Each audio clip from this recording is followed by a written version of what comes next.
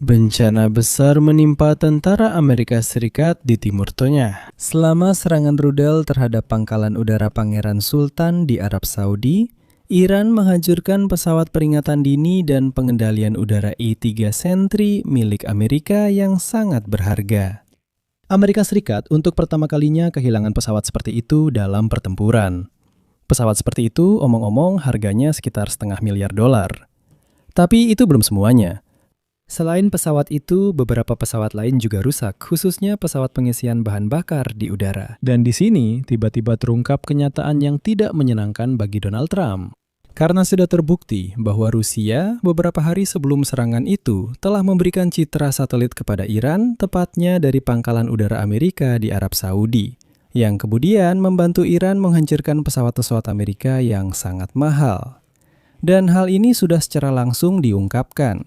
Hal ini dikatakan tidak hanya di Ukraina, karena entah kenapa Trump tidak percaya pada Ukraina, tetapi juga oleh intelijen Eropa. Selain itu, Amerika Serikat mulai mengalami kerugian reputasi yang besar. Pernyataan Trump tentang dugaan kerugian Iran dan rezim di Teheran yang katanya sudah dikalahkan, sudah tidak lagi mempengaruhi pasar. Di sana, mereka mengabaikan tiradanya dan bersiap untuk invasi darat Amerika Serikat ke Iran. Sementara itu, di Timur Tengah, Amerika Serikat tidak lagi dipandang sebagai sekutu yang dapat diandalkan. Nama saya Alexei Peci. Mari kita bahas topik ini bersama-sama. Tapi sebelum kita mulai episode ini, saya mohon dukungan Anda untuk channel YouTube ini. Jika Anda menganggap informasi di channel ini penting dan diperlukan, Anda bisa mendukung channel ini secara finansial melalui donasi, berlangganan, atau menjadi sponsor di YouTube. Cara melakukannya, semua tautan dan detailnya ada di deskripsi video ini. Saya akan sangat berterima kasih atas dukungan apapun dari Anda. Jangan lupa juga untuk berlangganan kanal Telegram saya, Peci News. Tautannya juga ada di deskripsi video ini.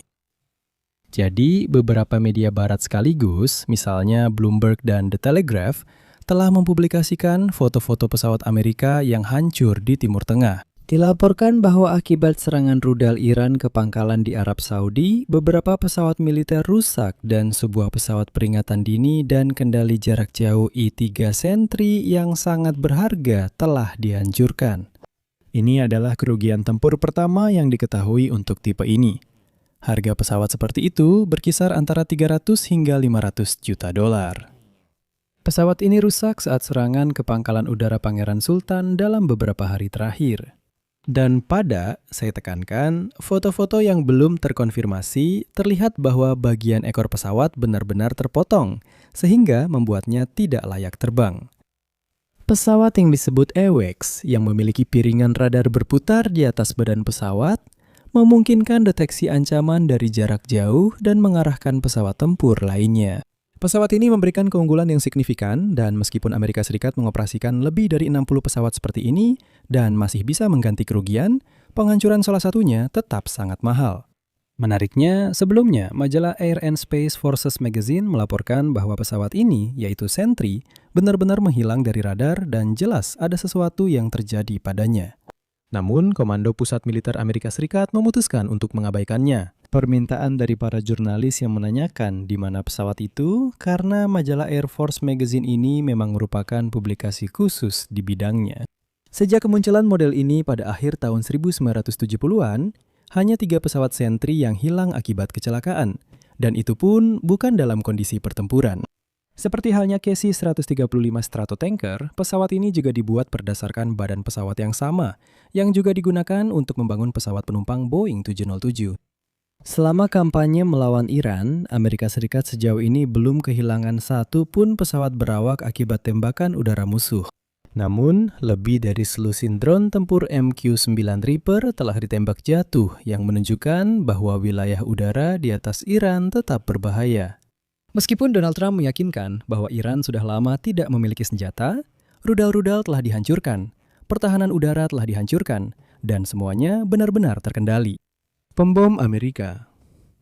Pembom Amerika, termasuk B-52 dan B-1B, terus menggunakan rudal jelajah jarak jauh untuk melakukan serangan aman terhadap target di Iran. Dan justru pesawat AWACS lah yang memungkinkan mereka melakukan itu dengan aman. Namun, saya juga ingin mencatat bahwa sebelumnya dilaporkan bahwa akibat serangan sebelumnya, beberapa pesawat KC-135 di darat di pangkalan udara Pangeran Sultan mengalami kerusakan. Dan di sini, Trump akan menghadapi kejutan yang tidak menyenangkan. Baru 2 hari yang lalu, Menteri Luar Negeri Amerika Serikat Marco Rubio saat menjawab pertanyaan jurnalis tentang apakah dukungan Rusia terhadap Iran meningkat, Rubio awalnya merasa kesal. Namun kemudian dia bisa menjelaskan apa yang sebenarnya terjadi. Dan kata-katanya sangat mirip, maaf, dengan omong kosong Donald Trump dan Stephen Witkoff. Seolah-olah Rusia memang membantu Iran, tapi tidak melakukan apapun yang bisa membahayakan tentara Amerika. Berikut kutipan dari Rubio. Dengar, saya tidak akan. Izinkan saya menjelaskannya seperti ini. Rusia tidak melakukan apapun untuk Iran yang bisa menghalangi atau memengaruhi operasi kami atau efektivitasnya. Itu cara terbaik yang bisa saya ungkapkan. Namun, surat kabar The Telegraph hari ini secara langsung menyatakan, Rusia beberapa hari sebelum serangan itu telah memberikan gambar satelit pangkalan udara Amerika tersebut kepada Iran. Tepatnya pangkalan itu yang diserang Iran, sehingga pesawat-pesawat Amerika yang sangat mahal hancur. Presiden Ukraina Volodymyr Zelensky menyatakan bahwa satelit-satelit Kremlin 3 kali memotret pangkalan udara Pangeran Sultan di Al-Kharj sebelum serangan, yang juga menyebabkan 12 personel militer Amerika terluka. Zelensky menyatakan bahwa dia 100% yakin intelijen Rusia membantu pasukan Iran melakukan serangan terhadap tentara Amerika di wilayah tersebut. Kutipan. Kami tahu bahwa jika mereka mengambil gambar sekali, itu berarti mereka sedang bersiap-siap. Jika mereka mengambil gambar untuk kedua kalinya, itu seperti simulasi. Ketiga kalinya berarti dalam 12 hari mereka pasti akan melakukan serangan. Moskow menolak tuduhan memberikan informasi kepada Teheran, tetapi mengakui bahwa mereka telah memberikan beberapa jenis peralatan militer kepada rezim di Teheran. Badan Intelijen Eropa meyakini bahwa Rusia juga sedang bersiap untuk memasok drone tempur ke Iran. Namun, terkait dengan pemberian data intelijen, Kremlin mengeluarkan alasan yang paling konyol, namun sekaligus paling lancang. Kepala Kementerian Luar Negeri Federasi Rusia, Sergei Lavrov, menyatakan bahwa sebenarnya foto-foto pangkalan militer Amerika dari satelit bisa dibeli di toko perlengkapan militer mana saja, atau bisa ditemukan di internet, karena sebenarnya itu memang tersedia untuk umum. Dia bilang orang-orang Iran hanya mengunduhnya dari internet, jadi apa hubungannya dengan kami? Selanjutnya kutipan dari Lavrov. Ya, kami memang memasok beberapa jenis produk militer ke Iran, tapi kami tidak bisa setuju dengan tuduhan bahwa kami membantu Iran dengan data intelijen. Kepala Kementerian Luar Negeri Federasi Rusia. Foto-foto peralatan militer Amerika bisa dibeli oleh siapa saja yang sedikit saja mengenal urusan militer. Jelas bahwa pangkalan militer AES di wilayah tersebut digunakan untuk mengumpulkan dan mengirimkan data intelijen, informasi dari satelit. Fakta bahwa pangkalan-pangkalan ini sekarang mengalami serangan berkala adalah konsekuensi dari aksi nekat yang dimulai tanpa alasan apapun. Bukan tanpa alasan, orang Amerika mengevakuasi sebagian besar personel militernya dari pangkalan-pangkalan tersebut. Ini juga menunjukkan bahwa mereka tahu apa yang akan terjadi. Kepala Kementerian Luar Negeri meninggalkan dan mengecewakan sekutu Arab mereka. Nah, ini seperti di awal perang besar-besaran, di awal perang Rusia. Federasi Sergei, apalagi, mari kita ingat tahun 2014, saat itu diktator botak Putin berkata bahwa foto-foto peralatan militer Amerika bisa dibeli di toko militer mana saja. Dia berlari-lari dan berteriak bahwa di Donbas itu semua adalah para milisi yang mendapatkan perlengkapan militer dan senapan otomatis, entah dari mana, dari toko-toko militer. Kepala Kementerian Luar Negeri mengatakan bahwa tentara Rusia itu juga hanyalah orang-orang lokal yang membeli seragam Rusia di toko militer. Lavrov menyatakan bahwa foto-foto peralatan militer Amerika itu bisa dibeli, dan kami sama sekali tidak memberikan apapun. Dan di sini penting untuk dicatat bahwa jika di toko militer, kalau mereka tidak percaya pada Zelensky, yang sebenarnya sudah memperingatkan bahwa ini akan terjadi, maka Eropa juga punya pendapat yang sama.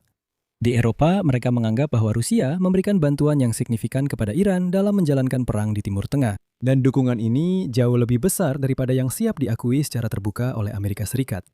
Selain itu, orang Eropa menyatakan bahwa perang Federasi Rusia melawan Ukraina sangat terkait dengan peristiwa di Timur Tengah karena kerjasama antara Iran dan Rusia. Namun, di pemerintahan Trump, mereka terus meremehkan.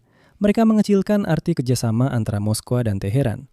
Bahkan setelah penghancuran pesawat-pesawat itu, mereka mengatakan, ya, orang Rusia memang membantu orang Iran, tapi tidak signifikan.